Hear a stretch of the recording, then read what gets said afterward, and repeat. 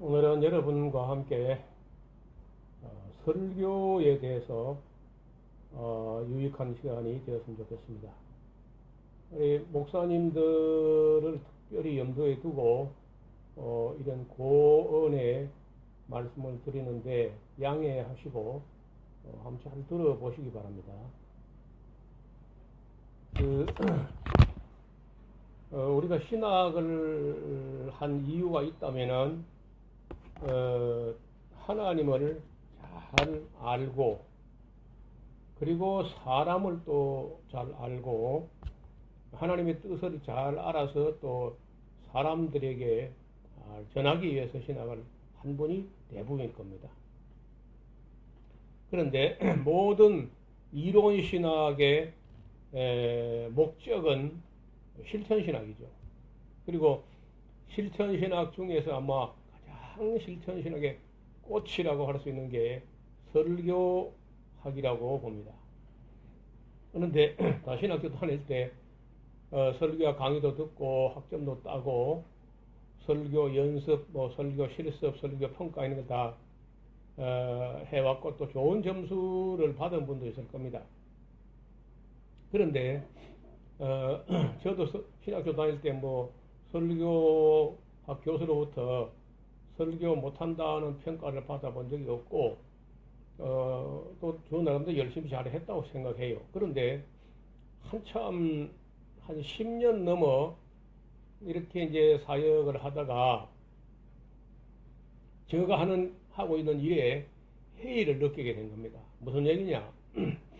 성도들에게 1차적으로 예수님 십자가와 부활을 중심으로 그리고 심판과 영생에 대해서 이런 걸 가지고 꽤 열심히 정말 구속사적으로 또 복음주의적으로 이렇게 이제 한다고 했습니다.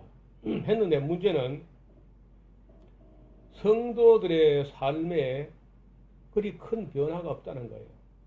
겨우 그저 예수님의 그 십자가의 구속의 도리를 믿는 정도, 또 부활하신 예수님을 믿고 영접하는 정도, 거기서 끝나버리고 거의 성화가 되지 않는 그런 성도들의 삶을 이렇게 지켜보면서 나의 사역은 하나님께로부터 어떤 평가를 받을 것인가, 또 내가 일생을 사역하고 난 후에 그 결과는 어떤 열매가 맺힐 것인가, 이런 생각을 하게 되면서 교육하고 설교에 대해서 새로운 그 생각을 하게 됐는데, 그 중에 하나가 설교를 제목 설교, 절기 설교, 교실에게 맞춘 설교 이렇게 하다가 이게 그 별로 성도들의 삶에 변화를 주지 못하는 그런 모습을 보고 큰 맘 먹고 내가 이 성경을 평생을 두고 성경을 연구하고 공부했다면은 나만 알고 있을 게 아니라 성도들에게 이 성경 전체를 가르쳐 봐야 되겠다. 그리하고 좀 그 결과를 보자 하고 이제 성경 교육을 하려고 마음을 먹었습니다. 두 가지를 하는데, 하나는 짧은 기간 내에 창세기부터 계시록까지를 단숨에 보게 하는 그런 특별 강좌를 마련했는데, 그게 이제 소위 에스라 성경 강좌라고 하는 강좌입니다. 4박 5일 동안을 성경을 강의하는데 창세기부터 요한계시록까지 한 권도 안 빼고 강의를 합니다. 그리고 아침 5시부터 밤 11시까지 휴식 없이 진행합니다. 식사 시간도 30분밖에 주지 않습니다. 이렇게 하는 사역을 쭉 해왔지요. 지금까지 34년 동안, 아니 43년 동안 이어지고 있는데 344회까지 에스라 성경 강좌를 진행했습니다. 창세기부터 요한계시록까지 한 권도 안 빼고 하는 강의를 340번 넘어 이렇게 감당을 했습니다. 아시는 대로 제가 신문이라든지 이런 데 광고를 낸 적도 없고, 사람들이 찾아오는 대로 많이 오면 많이 오는 대로, 또 적게 오면 적은 인원대로 그렇게 창세기부터 계시록까지를 강의해 왔습니다. 아마 제 생각에 정확하지 않은데 지금까지 수료한 사람들이 아마도 한 8만 명 가까이 되지 않겠나. 직접 참여한 분들이. 물론 거기는 연 인원으로 계산했기 때문에 한 사람이 여러 번 참여한 경우도 있어서 실제 인원은 알 수가 없습니다. 자, 그런데 그것만 가지고는 또 미흡하다고 생각해서 너무 빠르게 압축해서 이제 지나가다 보면은 사람들이 성경을 깊이 있게 이해하기는 어렵지 않느냐. 그래서 두 번째 하는 게 뭐냐면은 설교를 바꾸는 겁니다. 설교를 여기 지금 제목을 대하설교라고 이름을 붙였는데 이거는 본문 설교나 강해 설교하고도 다르고 보통 강해 설교는 뭐 한 권을 정해가지고 그 한 권을 차근차근 한 절 한 절 뭐 한 단어 한 단어 이렇게 이제 설교하는 형식이 강해 설교인데 대체로 너무 오래 걸려요. 너무 보니까 아주 지루할 정도로 심하면 막 짜증나고 질력날 정도로 느리게 갑니다. 그렇게 느리게 가면은 성도들이 다 졸아버린다는 거예요. 그래서 제가 본문 설교도 아니고 그렇다고 뭐 강해 설교도 아닌 대하 설교라는 말은 무슨 말이냐?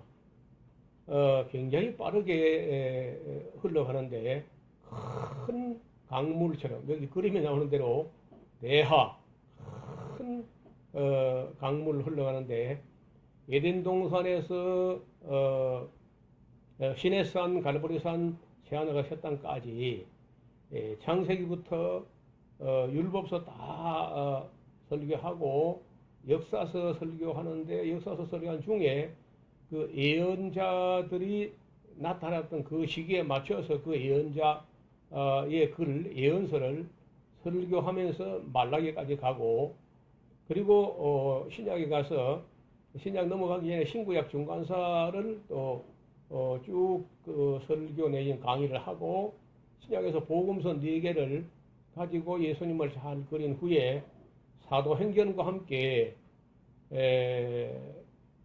바울의 서신들 그 외에 이제 여러 서신들을 그 기록된 그 순서에 맞게 이렇게 강의해 가지고 요한계시록까지 갑니다. 한 권도 빼지 않고 말이죠. 그리고 한 번 설교 때 거의 뭐 기본이 한 3장, 진도가 한 3장 정도를 나갑니다. 그러니까 뭐 노닥거리고 뭐 예화하고 앉아고 그런 시간이 없어요. 성경 본문 설명하는데 그리고 역사적 배경이라든지 그 시대적 배경, 정치적, 사회적, 문화적 어떤 종교적 배경을 설명해서 굉장히 빠른 템포로 나갑니다. 그래서 성도들은 마치 연속극을 보는 것처럼 설교를 기대하게 되고 또 설교자는 다음 주에 뭘 설교할 것인가 이런 염려를 하지 않습니다. 지난주에 설교한 그 다음 하는 거예요. 한 3장씩 나갑니다. 한 번에. 장이 길거나 내용이 어렵으면 한 2장. 장이 너무 길고 내용이 너무 어려우면 1장 정도 하는 수가 있는데 1장 이하를 하는 경우는 거의 없는 것 같습니다. 이렇게 하면은 대체로 걸리는 기간이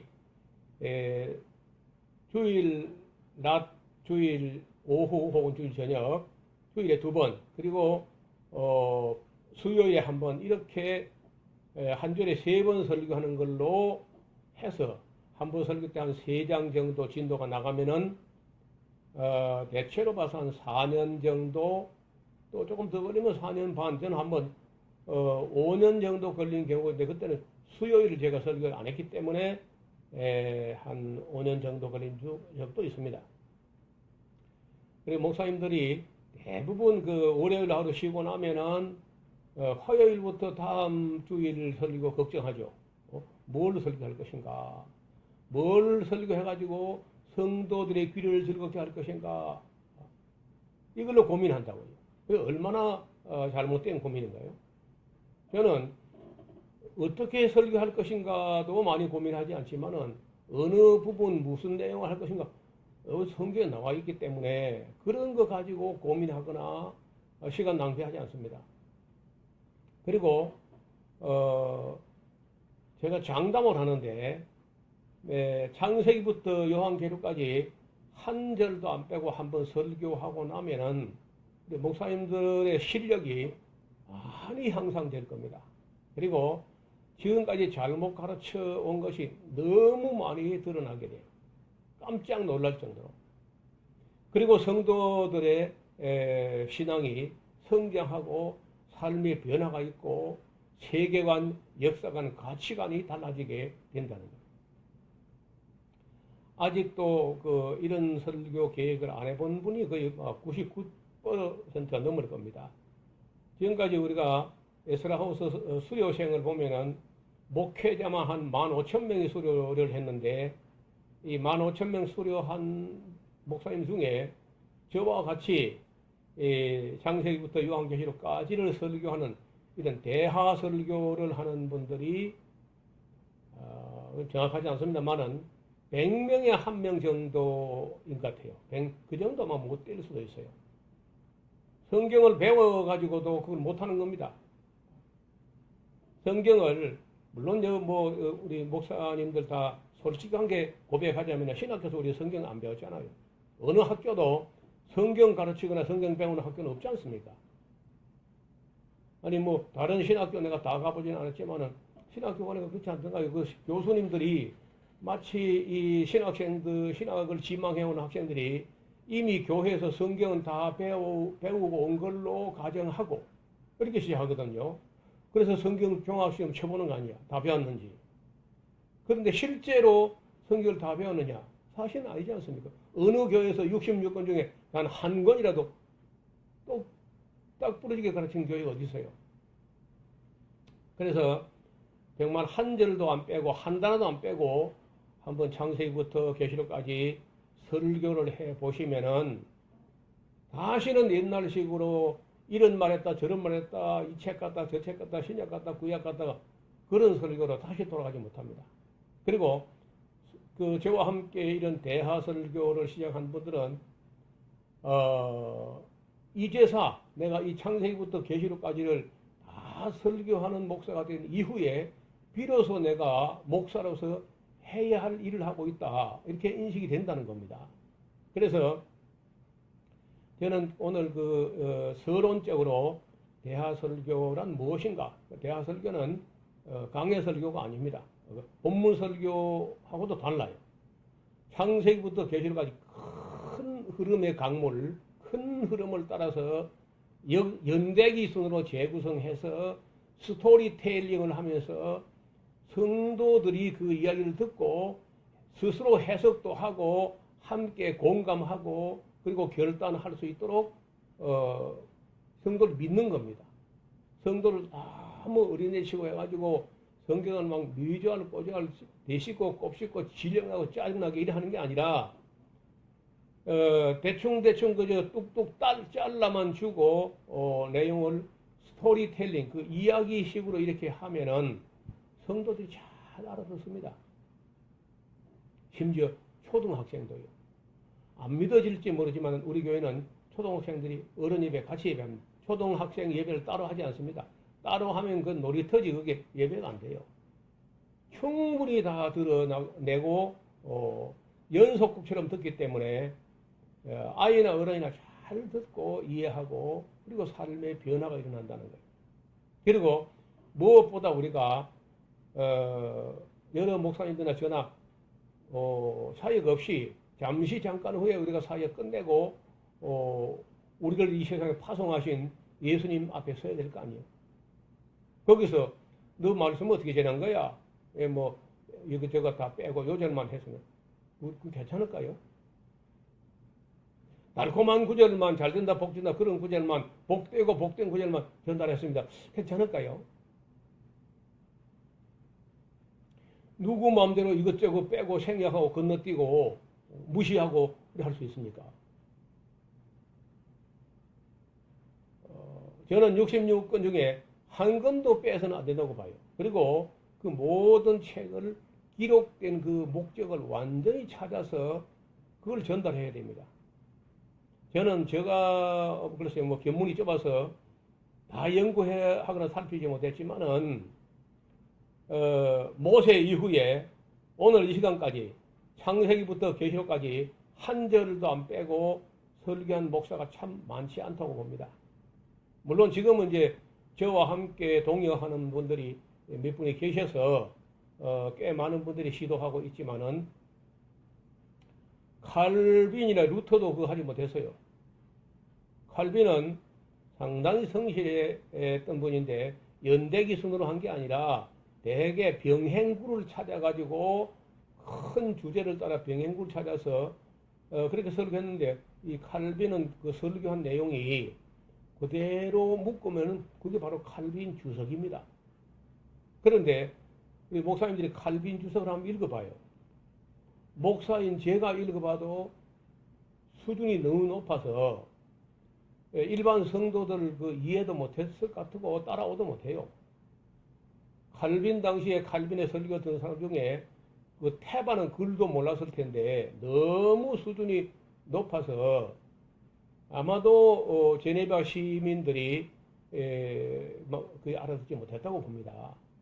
이런 칼빈이 그 섬겼던 교회는 오늘도 우리가 섬기는 장로교 이런 형식, 이런 구조가 아니라 제네바 시 전체를 교회로 보고 뭐 국립 종교가 있는 것처럼 국립 기독교처럼 그거는 시립 기독교로 온 시민이 다 신자인 걸로 하고 이렇게 가르쳐 갔습니다. 그리고도 이제 요한계시록은 3장까지만 설교하고 다 못했거든요. 그래서 저는 요한계시록까지 마지막 장 마지막 절까지 완주를 지금 3번 했고 지금 완주 4번째 도전하고 있는데 거의 뭐 아마 앞으로 1년 안에 4번이 완료될 것 같습니다. 한 번은 이제 5번은 사실은 5번인데 한 번은 그 교회에서 창세기부터 나훔서까지 하고는 그 교회를 사임하는 바람에 중단된 횟수도 있습니다. 그래서 저는 이 대하설교 즉 창세기부터 계시록까지를 큰 흐름의 은혜와 진리의 강물을 따라서 생명수 강이 흐르는 데까지 흘러가보는 그런 설교를 착안해가지고 20년 동안 이런 설교를 해왔습니다. 그래서 유튜브 계정 안에 대하설교라고 하는 검색어를 가지고 검색하면은 제가 성경을 어떻게 설교했는지 그런 동영상들이 좀 올려져 있습니다. 참고하시고 또 밑에 댓글을 달아주시거나 하면은 제가 성실히 답변을 드리겠습니다. 그래서 다음 시간에도 이 대하설교의 유익에 대해서 한 번 더 말씀을 드리겠습니다. 오늘은 여기까지 말씀드리겠습니다. 긴 시간 들어주신 거 감사드립니다. 감사합니다.